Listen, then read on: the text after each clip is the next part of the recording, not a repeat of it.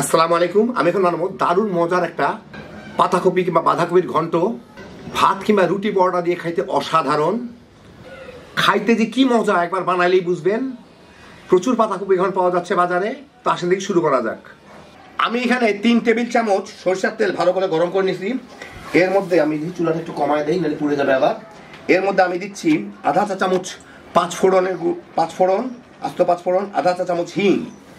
হিংটা হচ্ছে এইরকম একটা ইয়েতে আসে, এরকম একটা বোতলের মধ্যে পাওয়া যায়। কারো কাছে থাকলে দিবেন, না থাকলে না দিলেও হয়তো হবে, অসুবিধা নাই। 3টা কাঁচামরিচ, 3টা শুকনো মরিচ, 2টা তেজপাতা দিয়ে একটু ফোড়ন দিয়ে নিব। এটাকে মানে একটু নাড়াচাড়া করে নিব, খুব বেশিক্ষণ না, যাতে পুড়ে না যায়। এই 20-25 সেকেন্ড নাড়াচাড়া করে এর মধ্যে আমি দিয়ে দিব আমি ছোট ছোট আলুগুলা, 3টা আলু কেটে রাখছি অর্ধেক অর্ধেক করে, 3-4টা, ওগুলা দিয়ে এর সাথে একটু ভেজে নিব। এখন নতুন আলুগুলাকে 6-7 মিনিট মাঝারি আছে ভেজে আমি এখন উঠাই নিই। একটু বাদামি বাদামি হয়ে গেছে, তেল থেকে উঠাই নেই। নিয়ে এই একই তেলে আমি এখন দিয়ে দিব হচ্ছে একটা পাতাকপি, ছোট সাইজের পাতাকপি, পুরো আস্ত পাতাকপি, ধরেন এত বড় সাইজ হবে আর কি, এত বড় সাইজ হবে। আর এখনকার যে পাতাকপিগুলো পাওয়া যায় 2-1 দিনের মধ্যে কেনা, ওগুলা আমি দিয়ে দিব। আমি কেটে রাখতে একটু বড় মোটা মোটা করে কাটছি, ওগুলা দিয়ে আমি এর সাথে একটু ভেজে নিব।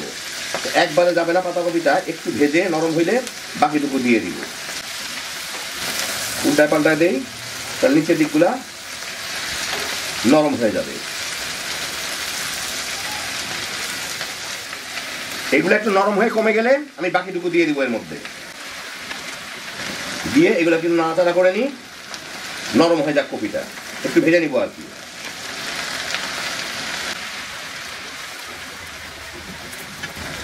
একই সাথে আমি একটু নুন দিয়ে দিই, এর মধ্যে লবণ দিয়ে দিই, পুরোটাই মিশে যাবে।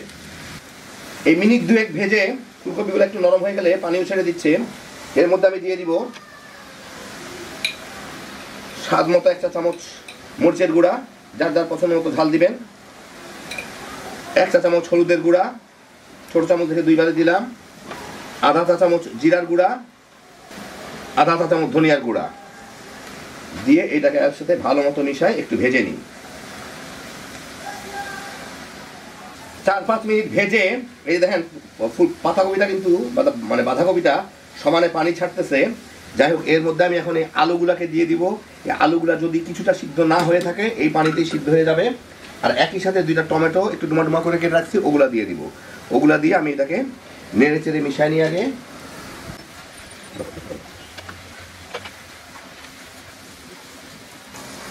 এইটাকে ঢেকে জাল দিব, মাঝে 2-1 বার করে আমি উল্টা পাল্টা নেড়ে দিব। আমি মাঝারি আঁচে ভাজতেছি। মিনিট 5 ভেজে আমি এর মধ্যে কটা মটরশুঁটি দিয়ে দিব। মটরশুঁটি শেষে দিলাম, কারণ হচ্ছে প্রথম দিকে দিলে গলে যাইতো, এগুলো খুব দ্রুত সিদ্ধ হয়ে যাবে। আর এই যে দেখেন ওর পানি টানি চলে গেছে, এখন প্রায় তেলের উপরই আছে, মানে অল্প কিছু পানি আছে, এই পানিটুকুতেই সিদ্ধ হয়ে যাবে। আর আলুগুলো আমি টিপে দিচ্ছিলাম, আলুগুলো সিদ্ধ হয়ে গেছে, এই যে ভেঙে যাচ্ছে।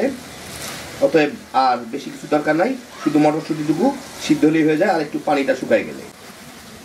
এখন আমি এর মধ্যে 1 চা চামচের মতো চিনি দিয়ে দিব। যারা খান না তারা দিয়েন না, কিন্তু চিনি দিলে টেস্টটা খুব ভালো হয় আর কি। এখন এইটা ঢেকে দিই 2-4 মিনিট, তারপরে আমার রান্নাটা প্রায় শেষ হয়ে যাবে। মিনিট 2-3 পরে আমি এর মধ্যে আধা টেবিল চামচ ঘি দিয়ে দিব, এতে ফ্লেভারটা খুব ভালো হয়। কেউ চাইলে 1 টেবিল চামচ দিয়ে দিতে পারেন। আমি এমনি ফৈনি মানুষ, আধা টেবিল চামচ দিয়ে সাইডা ফেলাই, এর সাথে মিশাই দেই। বাস হয়ে গেল আমার দারুণ মজার ফুলকপির ঘন্ট।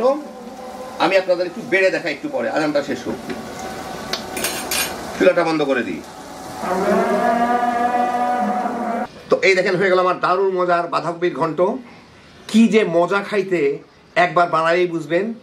এটা রুটি পরোটা দিয়ে যেমন খাইতে পারবেন, ভাত দিয়েও তামা তামা করে খায় ফেলাইতে পারবেন। বাচ্চা বড় সবাই পছন্দ করবেন। হ্যাপি জোশের একটা আইটেম, একবার বানায় দেখেন তাইলেই বুঝবেন। এখন বাজারে প্রচুর নতুন পাতাকপি পাওয়া যাচ্ছে, দামও তুলনামূলকভাবে কম। যা পারেন বানায় খায় নেন। আল্লাহ আপনাদের সবাইকে ভালো রাখুন, সুস্থ রাখুন, নিরাপদে রাখুন। ইনশাল্লাহ বেঁচে থাকলে আবার দেখা হবে। আল্লাহ হাফেজ।